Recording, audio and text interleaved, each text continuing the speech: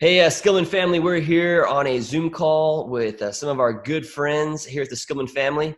So who do we got on this call, a part of this discussion today? Hi, everyone. It's Bimpe McMillon. I'm married to Kavian McMillon, and I've been at Skillman for 8 years. Hello, everyone. My name is Kavian McMillon. I'm married to Bimpe, and I've been at Skillman the same amount of time. Hi guys, I'm Rebecca Cole. I'm married to Ryan Cole, and I believe it's been 5 years since I came to Skillman. Yes, I'm Ryan Cole, married to Rebecca Cole, and I was waiting for her to say it so that I would know how many years we've been at Skillman. I'm Debbie Villarreal, married to Josue. We've been at Skillman for 13 years? Try 17. Are you serious? Yep, we could have had a kid in college next year. Okay. Hi, guys. My name is Josue Villarreal. I am married to Debbie Villarreal, and yes, we've been at Skillman for 17 years, since 2003. Hi, my name is Tara Davidson, and I am married to John Mark Davidson, and we have been at Skillman 3 years. That's right. Hello, everyone. John Mark Davidson here, and married to Tara. And we, as I've said, we got here in December of 16. So about 3 years, I guess, we've been here. So we'll get started. How we're going to do this is we're going to have everyone turn their video off. And I'm going to read a statement. And if you agree with this statement, then you can turn your video on and we'll have a discussion about this particular statement. If you disagree or don't resonate with the statement, then keep your video off. And later, after we've talked about it, those that have talked about it, you'll be invited in to share your input as well. So let's go ahead and turn our videos off right now, and we'll get ready for the first statement.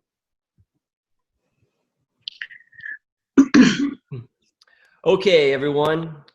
The first statement for this particular middle ground is, I feel nervous to speak about racial issues.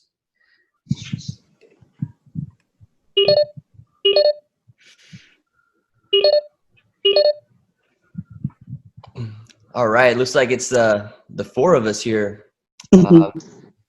Why do you guys feel nervous? I would say a lot of it has to do with context of the conversation. Like, for instance, I personally am feeling very nervous right now. I think it's also perhaps, not perhaps, it is a function of my whiteness. You know, we don't talk about race as often because, you know, for a lot of us, it doesn't affect us the same way it does people who are not white. Yeah, I agree, Rebecca. There's a lot of context, but I think it's a reckoning also of my whiteness and the system, and me knowing that there are things that I don't see and am not aware of, and I don't like that about myself. I think for me is more the fact that I have a hard time articulating my thoughts. I have a lot of it up here and in here, but when it's time to talk about it, I do a terrible job at articulating. And then I get nervous and anxious, and then I fumble, and I you know, potentially get misunderstood. So if we could invite those who did not click their video to join in the conversation at this time. What does it make you nervous about talking about race, or why are you not nervous? Well, I want to say two things really quickly. One, the people with the most melanin also were the ones who said that they, you know, were okay with it, because when you walk in a room, you are clearly have some type of racial background that is not white. So you have that aspect, but at the same time, it is a process. It's not like just because I'm Black, I'm so comfortable just telling you how it is and telling you everything. Like, that is not an easy thing to jump into. But I would say education, growth, having personal experiences, like being forced to kind of think about this and live with it and the differences between myself and other people. And also part of my job, I work in education. There's a lot of inequity in education as it comes to race. And so I've had more experience talking to people about racial issues as an adult than I had as like a child or even a teenager. Yeah, I'm kind of like with Ryan too. It's more like experience. I mean, I wouldn't say I've had a whole lot of experience, but I come in contact with, me and my friends talk about it a lot. We've all had experiences one way or the other, and I may not have experienced it growing up in Nigeria, but now I live in America, and I've seen, I've had experiences here and there. And also, I think it's also a personality thing for me. There's nothing I can't talk about. Name the topic. I'm ready. Let's go. Let's do it. And I know a lot of people are uncomfortable with certain topics, but I don't think there's any topic under the sun that I don't feel comfortable talking about. And that's more of a personality thing that I get from my mom. I can talk about anything, no matter how uncomfortable it is. I'm ready. It's a gift. All right. I think that was a great response for question number 1. So let's go ahead and turn our videos off again, and we will get back to the statement number 2. Here is a statement. I have been treated different because of my race. So on a count of 3, if you identify, join the video, and if not, 1, 2, 3.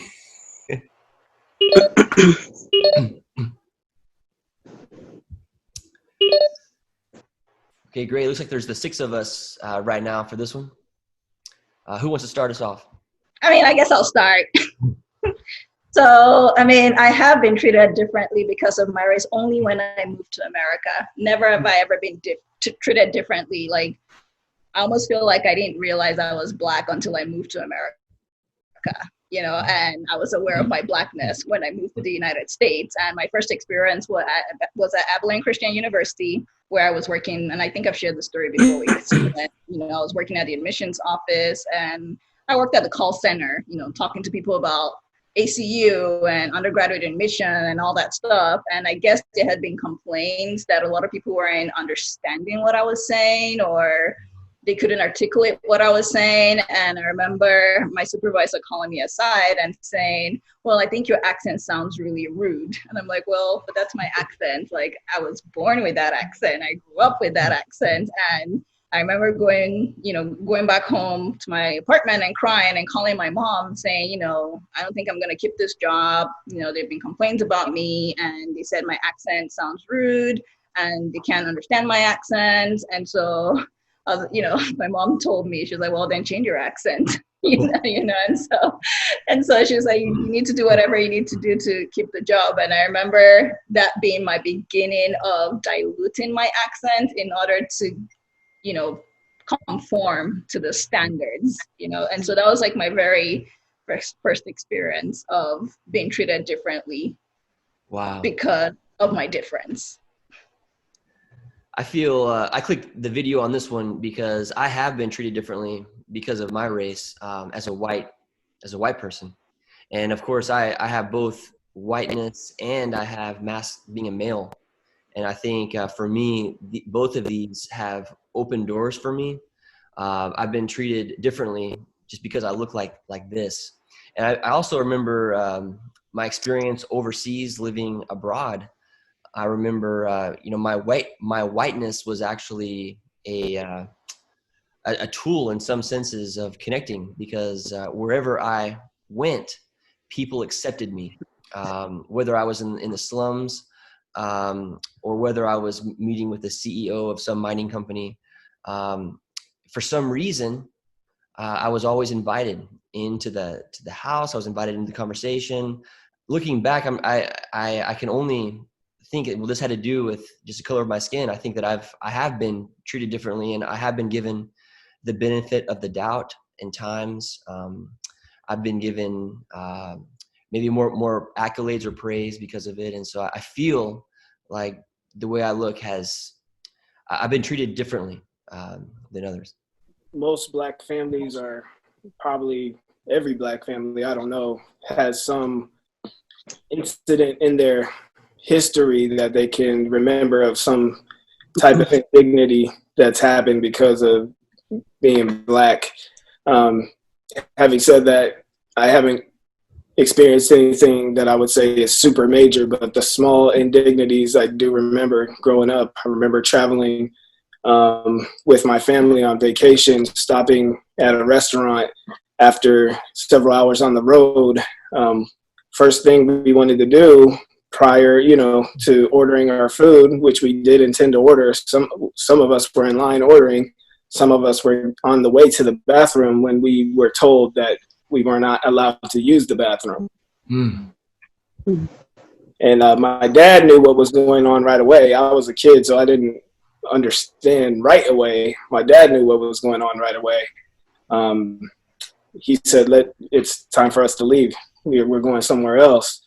I had already ordered my hamburger, so I was waiting on my food. And the manager or whoever it was that told us we couldn't use it said, well, we had some gangbangers in here the other day, and he tried to justify why we couldn't use the restroom in that establishment.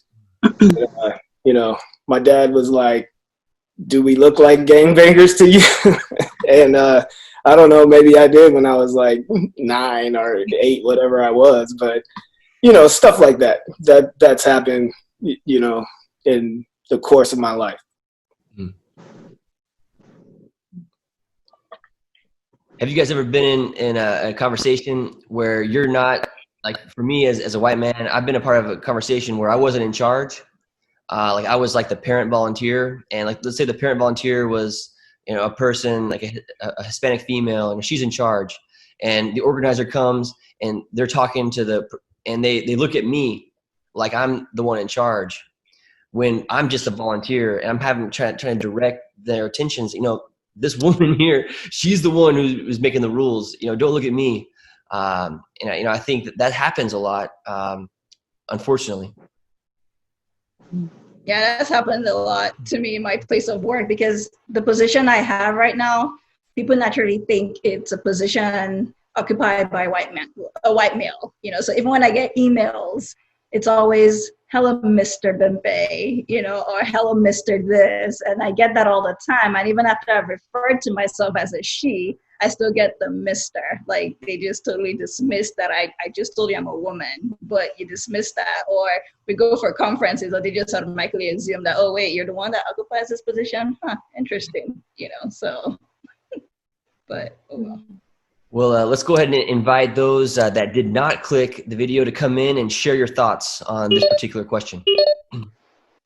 I guess for me, and I was talking to Debbie about this earlier, actually, that the way I was raised, and combination of that and my character, is where you have to go out of your way and be very blatant and direct with me before I perceive any of that. I don't catch the subtle social cues, if you will, I don't catch the subtleties. And so it's possible that somebody may have tried to treat me in that manner, but if it happened, I missed it, or I just didn't care. Well, hey, let's move on to the next question then. And if everybody could turn their videos off. The next statement to discuss is this: I believe our society should be colorblind. If you agree with this statement, go ahead and click the video. And if you disagree, keep the video off and we'll talk about it. 1, 2, 3. Hi, guys. I get the feeling that I may have misread the or misunderstood the question because nobody else is here. I'm by myself.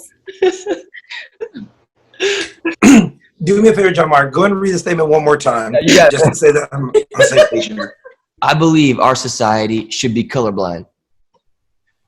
So I guess the way I'm understanding the statement is more of a there's a part of me that has a little bit of a conservative value system, and so when I hear that statement, I think of people should be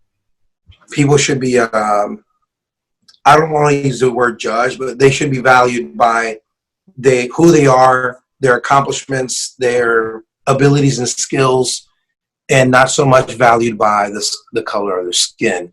So that's how I hear that statement when it's made. So that's my thought on that. Yeah.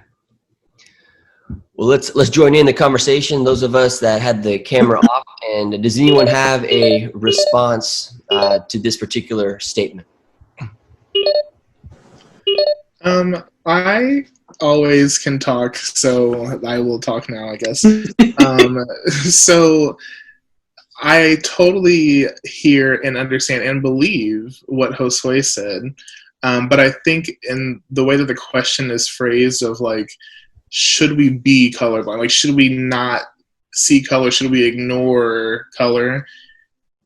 That would require you to, that's a different statement than should everybody be valued regardless of their color.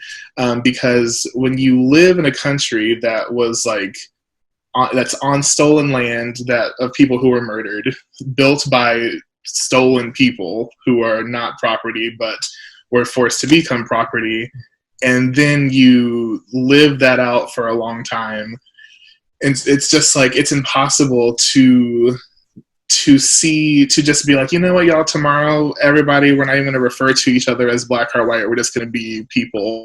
Like, the systems in which that our society has been built on included a racial aspect. And so I, as everybody, the Sun has probably heard me say, I work in college admissions, and one of the really big Supreme Court trials was about, in my realm, was about basically UT's right, University of Texas's right to use race as they do a holistic review of students to see if they can be admitted.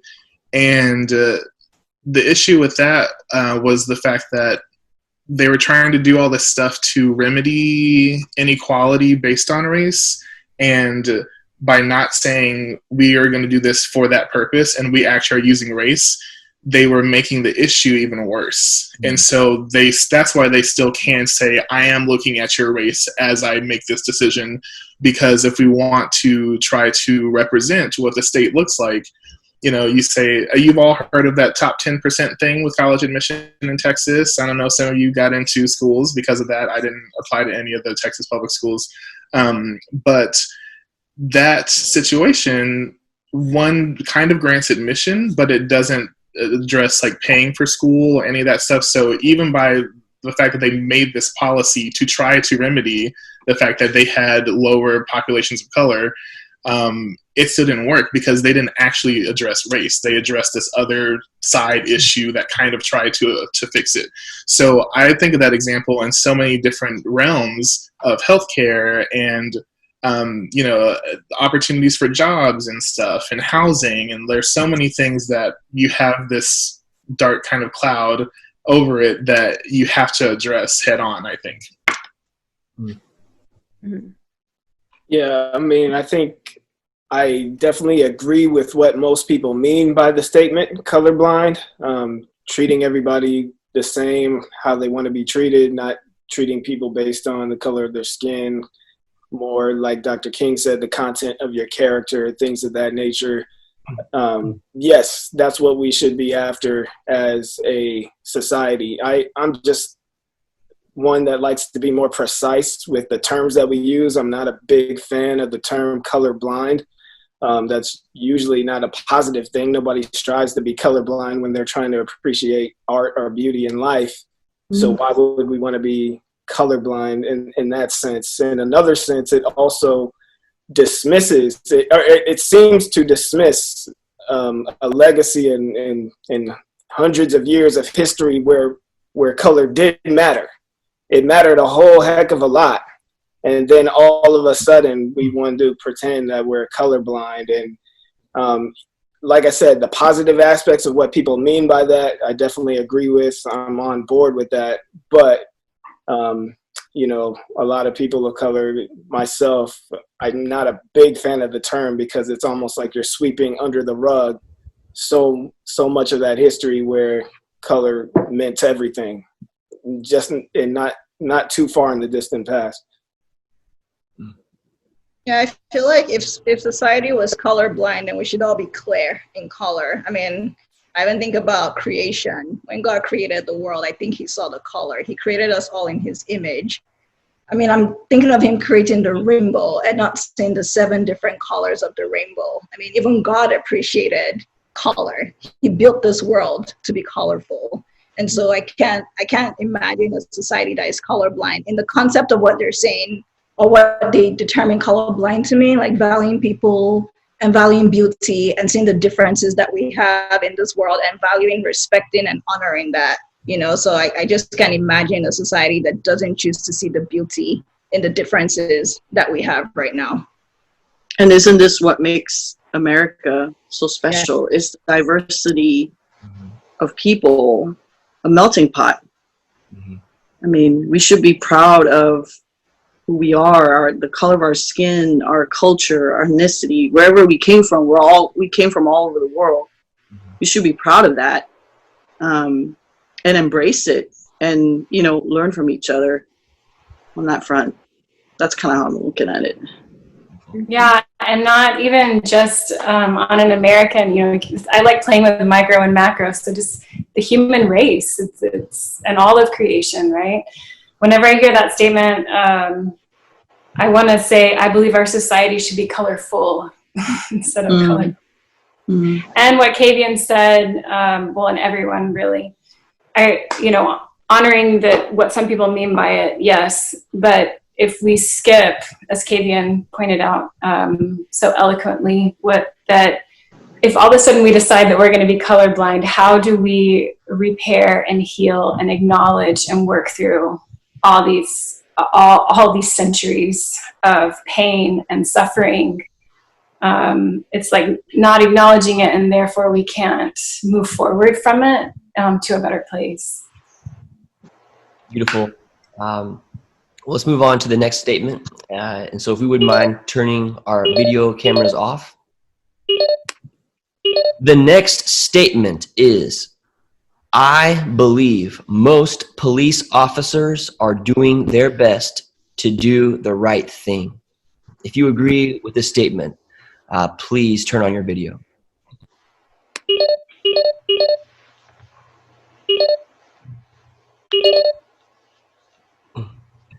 So those of us that are here, let's share our thoughts.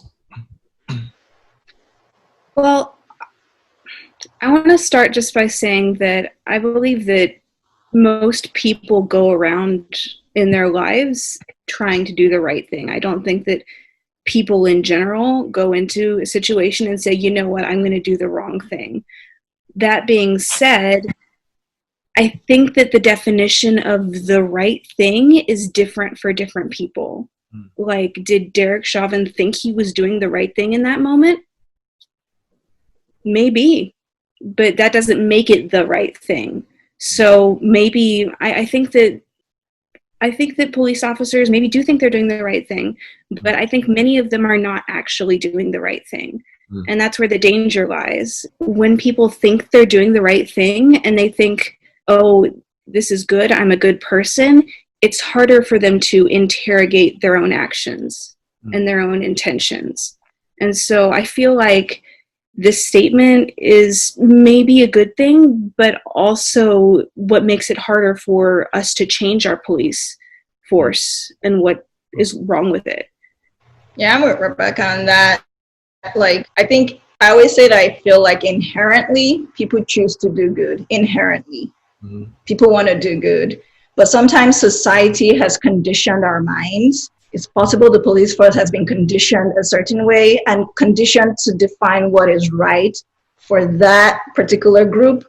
And so when you act out based on what condition has, or what society has conditioned you to believe, you automatically believe that, okay, I'm doing it based on what everyone feels is right, so I'm doing the right thing. For example, you know, we've heard about Eurocentric standards of beauty, you know, as the standard to look out for when you're defining beauty. Is that right? No, but society has made you think that that's the right way to look at beauty. And so because you choose to look at beauty that way, you tend to flow towards that direction. I don't know if that makes sense. Sometimes your definition of right or wrong is based on what society has conditioned you to believe. And I think that's where a lot of the differences lie. Looking at the news reports recently about all that's happened, you can see there are some heartwarming stories of police officers that have marched with the protesters and that have knelt down. And, you know, I firmly believe, I feel like this is a systemic problem, that if we're going to put something on trial, that I think we should refrain from attacking people personally. I think that, you know, those with flesh and blood, flesh and bone, they are not the enemy per se, but it's the system that is sustaining that is the enemy that needs to be put on trial. And so the training tactics that we have given the police, the use of force, what policies are within each city that gives permission for a police officer to use a deadly weapon for force. I think these are things that need to be evaluated and need to be challenged. Because I know some police officers, and you know, they go to work because they want to help the city be better and be safer. But I feel like the system as a whole, it's an oppressive system. I think the way that police officers are trained to pull people over for minor offenses to try to catch them on more major offenses, I think that has put us down in an unhealthy spiral. And there's a deep tension, I think, between the police and also society. But I do hope, and I want to believe, that the majority of them are striving to do what's best for the city. All right, let's welcome Brian back in to kind of share his thoughts on this particular topic. You're on mute. Okay, there we go. So, first and foremost, my father is a retired police officer in Texas.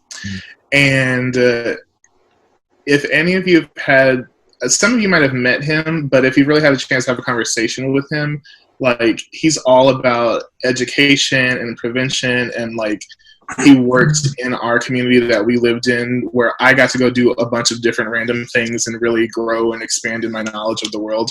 And a lot of kids that I went to school with did not. And he actually worked in the schools, which is slightly complicated because if there's a police officer in your school around you all the time, if anything happens that you could technically get a ticket for, you're more likely to get a ticket, therefore starting a record earlier.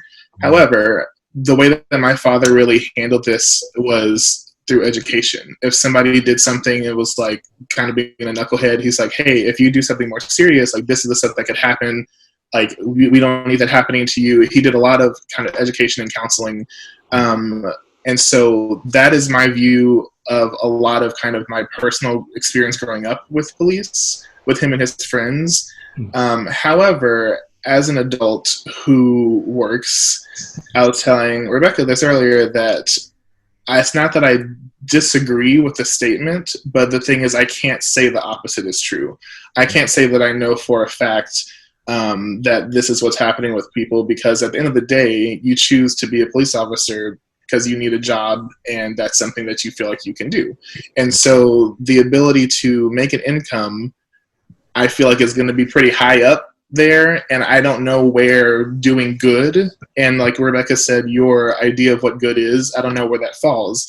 And also, I took a moment while I was muted to look at the peace officer oath for the state of Texas, and it says, I basically will faithfully execute the duties of the office of the state of Texas, and will do my best to the best of my ability to preserve, protect, and defend the Constitution and laws of the United States and of this state. I didn't see anything about people, And one thing that John Mark mentioned a second ago was basically you talked about some tactics and strategies that police had used, and a lot of those tactics are for legal things. Like, we don't want to have hard drugs out on about in the streets, and so we're going to do all this stuff to try to see if we can find that. And I also don't want hard drugs anywhere, but at the same time, there's a difference between legality and ethics. And so whenever we're basing, the police force is based off of executing and really enforcing law. It's called law enforcement. Mm-hmm. Have we ever had laws that we wanted to change because they were bad? Yes. Mm-hmm. So if it's your job to enforce the law, but the law is not inherently a good moral thing, it's a thing that we all decide upon, mm-hmm. then there's issues there. There's opportunity for flaw. So that's all I wanted to say, which is a lot of things. Let's go ahead and move to that next question. And everybody could turn their cameras off. The next statement is, I prefer the phrase "all lives matter" to "Black Lives Matter." If you agree with this statement, please turn your video on. Okay, looks like no one resonated with this sentence. So let's go turn our videos on and explain our thought process behind this particular statement. I probably struggled with this one when I was reading the the list earlier. I probably struggled with this one the most, mainly because deep down I really do prefer all lives matter, but the reality is that that's not happening. That statement is a very utopian and ideal scenario, and that's not what's happening right now. And so a few days ago on Facebook, I can't remember, I posted an article, but as part of that I was also noting on my post saying that my preference is all lives matter, but until we actually live that out, for now I'm going to advocate on Black Lives Matter, because we're not there, frankly. So I feel like when people hear the term "all lives matter," they think that when they hear the term "Black Lives Matter," they think that people are just saying Black Lives Matter only. And I'm like, that's not what is being said. And there's been so many memes and articles and Facebook to try to explain the difference between both. And, you can knock yourself out with resources. But I think I like the way someone else explained it. They gave like a scenario where you're running a 5K for breast cancer awareness in the month of, when is breast cancer awareness month? October, I think. October. Yeah. And then you're running that race and someone comes in and says, well, all cancers matter. We know all cancers matter. No one is saying all cancers do not matter. But at this point, we're talking about a cancer that is affecting the lives of women, that is taking the lives of women. That's where the problem is right now. And then I've seen another meme that talks about, that likens this to the story of the parable of the lost sheep, right? There are 100 sheep, one goes missing. And Jesus leaves the 99 to go search for that one. And then the 99 are like, well, what about us? And he's like, well, y'all are okay. You're not the one in danger right now. It's this one sheep that is currently in danger. So I'm going to go look for this sheep. And so I'm like, right now, Black lives are the ones that we're seeing constantly being murdered, being treated unjustly, being discriminated, being oppressed. And so we're not saying that all lives do not matter, but right now, let's solve the problem at hand right now, the Black lives that are being treated unjustly. And then when that's taken care of, which I don't even know how that could ever be taken care of, but once we address that issue, then all lives can truly matter. Then we can finally say that, yes, all lives do matter. Does that make sense? Mm-hmm. I just want to say one thing too that kind of relates these two statements. So some of you might have seen I posted on Facebook this 2-hour-long lecture, which is long, but I swear to you, if you start watching it, it's so good. Dr. Michelle Alexander wrote this book called The New Jim Crow. Rebecca? Yes. Oh, don't you have the book? Oh, it's somewhere. I can go get it. Oh, yeah, whatever. So she'll show it to you. But it's basically...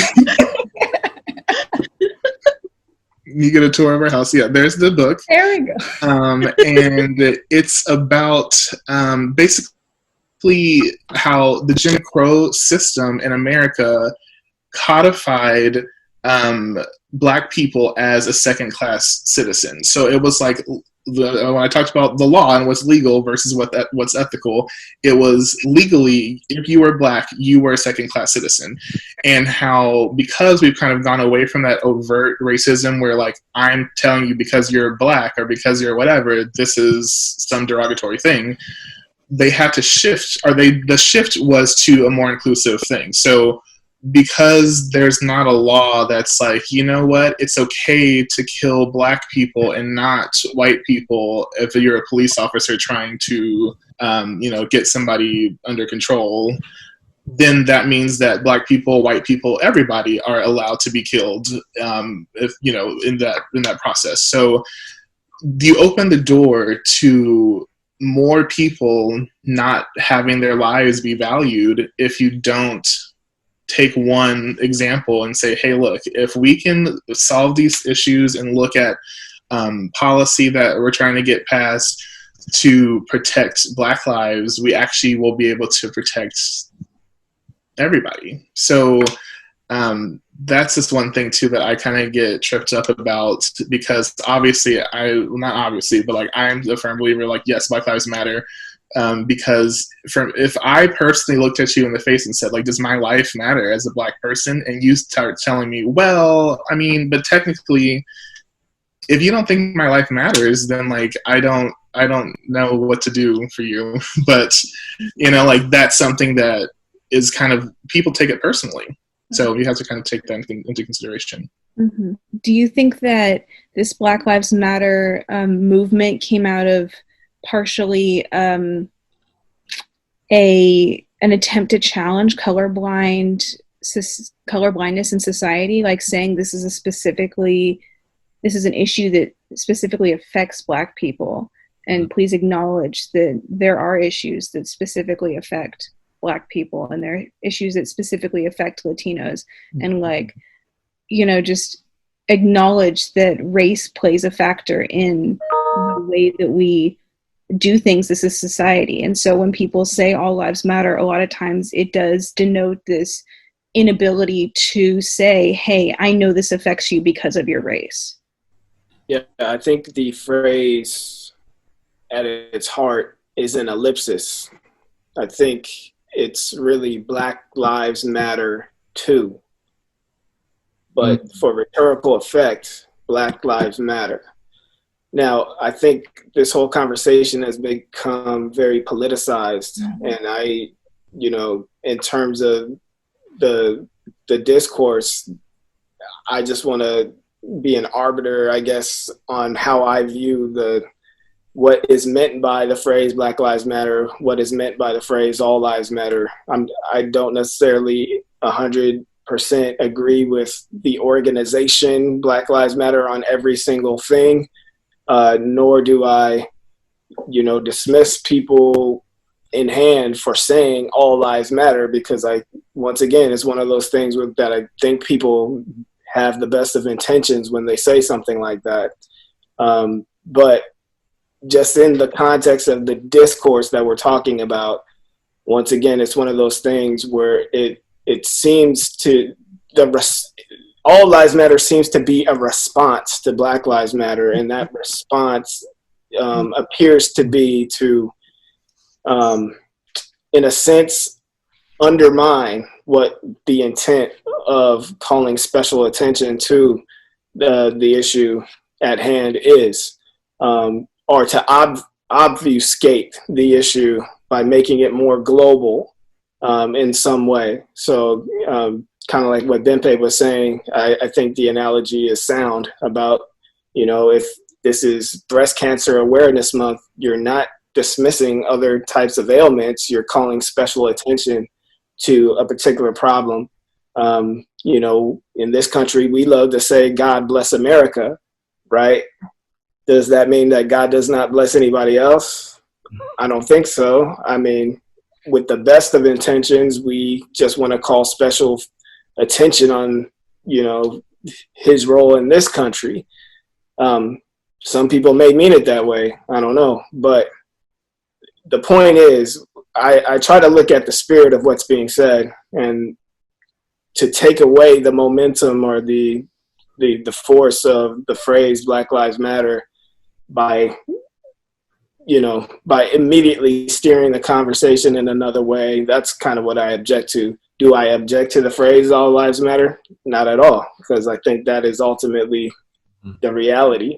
But remember, I think it's Black Lives Matter too. Beautiful. Let's go to the next statement. If everybody could turn their cameras off.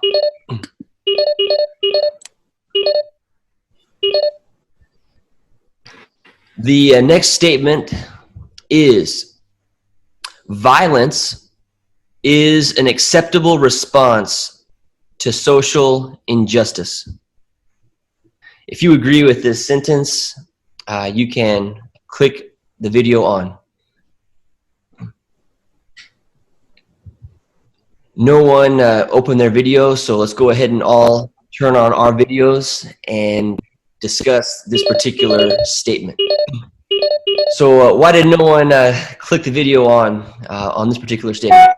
For me personally, I don't think it's my place to make a moral judgment about expressions of violence in response to social injustice.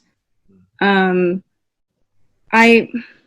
work at an elementary school, and sometimes kids get upset and they destroy things. It's just a thing that happens sometimes because, and it specifically comes from a place of I'm not being heard. And I'm not being treated fairly. It's never just because I want to destroy things. And I mean, I'm not calling people adults who resort to violence, I'm not calling them children at all, but I am saying that it likely comes from a similar place of I'm not being heard. And I mean, I'm not necessarily saying it's quote unquote acceptable, but it's not for me to decide whether it's acceptable or not. I don't know the answer really to this question. Is there an acceptable response when you're dealing with social injustice? Because you're having to fight a system that anything you do is going to be against that system. So it's going to be seen as unacceptable. Yeah, it's funny. Tara and I were talking earlier today just about some of our favorite movies. They involve people who challenged an oppressive system. And some of the best stories are times when people it feels as though they have a boot on their neck are able to rise and challenge it. Like Braveheart, the Scots versus the British, or even today we were talking about the Revolutionary War, the United States versus Britain, and the looting that happened on the Boston Tea Party. When a group of people came and they just threw this tea in the ocean. I mean, if that's not looting, I don't know what is. But we look back and we glorify those moments. They are the inspiration to songs, to movies, because someone had the courage to fight a system that was oppressive. And I think that as white people, we need to, as Tara said, I feel instead of being consumed by, what the news tells us we need to be consumed about, the looting and this, that, we need to take a step back and say, well, why do people feel that they are not heard? What is the cause of this anger? Why are innocent people being murdered in their homes?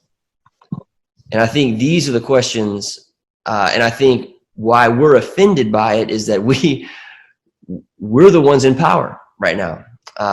We're the ones that are setting the rules. We're the British, I guess, in that analogy that may not hold water on all accounts. But I don't think our place. I agree. Our place is not to judge per se people's response when for decades it appears as though there's not much that has changed. But I think we as people, as a society, we need to see the images and take a step back. Well, why is that the case? One of the aphorisms of my childhood was 2 wrongs don't make a right. And I believe that to the core to this day.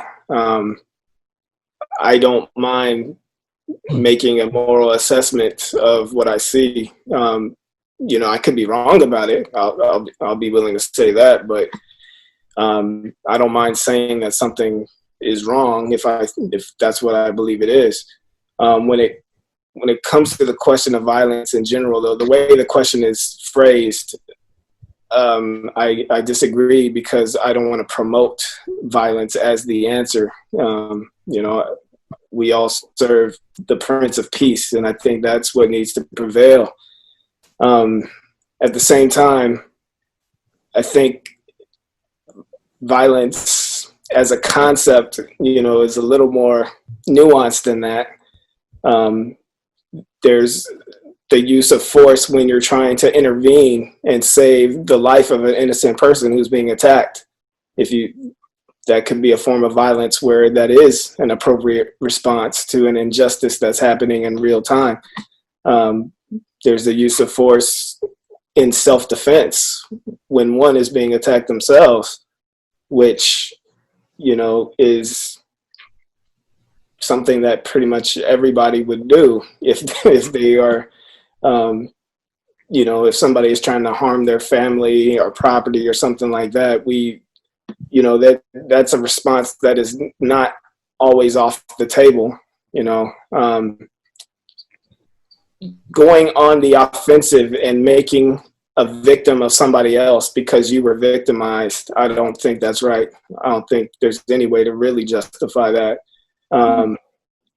But there's a verse, I think it's Romans 16:20, I think, but it's kind of ironic.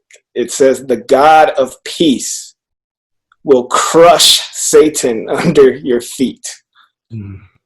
So the God of peace, but that's a pretty violent image of what he's going to do to Satan.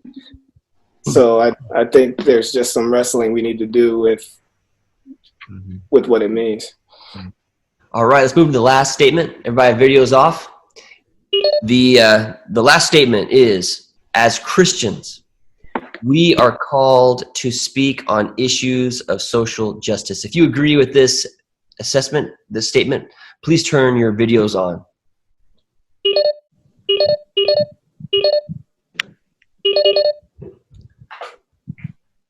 Who wants to begin?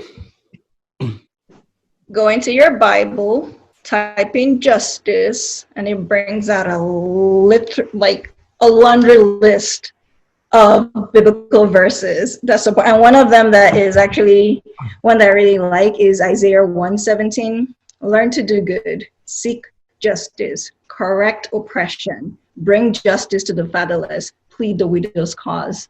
You could always just go back to what Jesus said were the 2 most important commandments. And the second one was love your neighbor as yourself. And I mean, specifically speaking from a place of whiteness, as somebody who has racial privilege in a society, if I see that somebody else does not have that privilege and is being treated unjustly, and I do not fight for equity for them, I'm disobeying Jesus, because I'm not loving them as I love myself. Because love is not a noun. It's not just saying, oh, I feel bad for them because they are suffering from racism. It's an action. It's a verb. And you can't profess to love Jesus and follow Jesus and not love your neighbor at the same time and not fight for your neighbor at the same time. Mm-hmm. It's just, you can't. Mm-hmm. That's it for me. I do think churches, for whatever reason, historically have a tendency of sitting on the sidelines and not be a proactive community member, if you will, of these kind of things. We just gotta sit back and watch and just hope it doesn't get too crazy. We hope that the fight doesn't end up in our front yard, kind of thing. We try to sit back and we genuinely just don't want to deal with it. We almost it's kind of like an ostrich complex where you just kind of stick your head in the ground and pretend like it's not happening. Mm-hmm. You know, but I do think that we do need to be more proactive on these things and make a decision and take a stand. Mm-hmm. Yeah, and part of me wonders why that's the case. I'm like, is it because they liken the issues of social justice to a political statement? And a lot of times, you know, churches don't want to take a political stance, or they don't want to be seen delving into politics. And I'm like, well, when it comes to social justice, that's not a political issue. That's a human rights issue. There's a higher calling than just I'm liberal versus Republican versus whatever. So I feel like churches need to the Bible has called us, the Lord has called us to take a stance, to show justice. I mean, I was just looking at my Bible app, and you know, Jeremiah 22 verse 3 stuck out again. It says, "Thus says the Lord, do justice and righteousness, and deliver from the hand of the oppressor him who has been robbed, and do no wrong or violence to the resident alien, the fatherless, and the widow, nor shed innocent blood in this place." So I feel like time and time again, the Bible just keeps making reference to justice, to mercy, to looking out for those who are oppressed. And I just feel like that, I mean, who better to do that than the church? Mm. Yeah, that's a great question. Why haven't we done that, right? Like, why have we had our head in the sand a lot of times, like an ostrich, you know, and not stepped up? And I think, I think predominantly Black churches, I think they've done a better job than predominantly white churches have. Number one, because I think the system itself has been working towards, the whiteness. And I think so there hasn't been a need we haven't felt the heat to really challenge the system. And secondly, is I think that as a church, we don't like things messy, right? We kind of like things orderly. We kind of want to know the 3 things or the 4 things and the 5 things. Then we want to leave and have lunch and have all you can eat buffet and then get on with our life. But I think if we can let go of that and realize that spirituality and this conversation, it's going to be messy. It's a beautiful mess, but it allows us on the other side to grow and learn from each other. And so we can dive into these issues. And I feel, the statement I think was that the church should be about social justice. I feel like the church should be the leaders in social justice. I think Christians, based on our theology, on the fact that all humans, every single human being with a heartbeat, with blood going through their veins, every single one is God, is created in God's image. Every single one. And I think that is ingrained in our theology. So when Rebecca says, love your neighbor as yourself, when we see our neighbor in pain, when we see our neighbor not being listened to, a neighbor who is voiceless, I feel like that is where the voice of spirituality, of Christianity comes in, and we proclaim that everyone is in God's image and every life matters, every single one. If you look at politics and sort of the etymology of the word, it's like affairs of the citizens.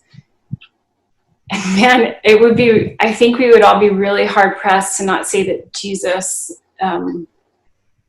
was very involved in the affairs of the people. And in a way that he really looked out for those on the margins. So not for not for power, but not for power of an empire, not in the empire sense, but for the people as individuals and as a whole, recognizing that we're all connected. And I think Bimpe and I were talking the other day. I really like the phrase of like, phrases like there's no such thing as anyone else's children. Like we all belong to each other. And I think Jesus really exemplified that in living that out in his life. And if we look to him, if that's what we call Christianity, then how can we not? How can we not be involved and speak out and take action in whatever way we can and are able to work towards justice and to fight injustice? Mm-hmm. One issue may be one of translation and interpretation as well. In the New Testament or throughout the Bible, the word justice and the word righteousness are the same word in Greek. And so we've preferred the word righteousness, which is a good word too, but we've kind of made it this religious thing that belongs in a category of personal excellence. Whereas justice is not only your personal moral excellence, but it's, in a sense, excellence in how we treat other people as well.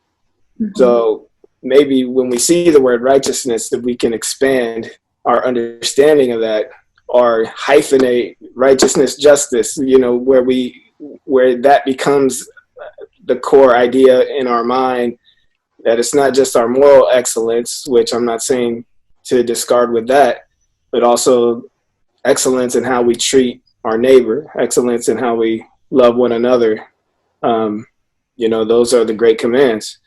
So we've kind of over spiritualized, but not just over spiritualized, over individualized certain words in the Bible, and we need to get back to what the church is meant to be, is interpersonal as well, not just the personal relationship with God, but the way that we treat our brothers and sisters. Hey, what a great conversation this has been. Can I give you guys a virtual hug right now? I love all you guys, and I love all you people, because guys and gals. And this has been an incredible conversation. So thank you so much for your thoughts, and may God bless you all, this city, Dallas, this season that we're all in, and may we emerge from this time better as a people.